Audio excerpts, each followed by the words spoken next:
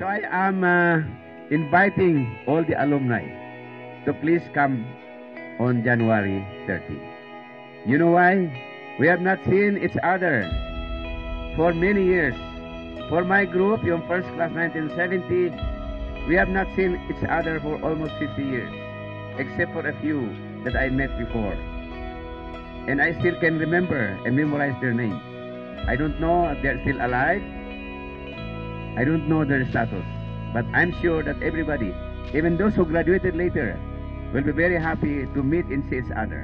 Why? Siyempre, kumustahan tayo? How are you? How are your health? What is your maintenance medicine? Why are your hair?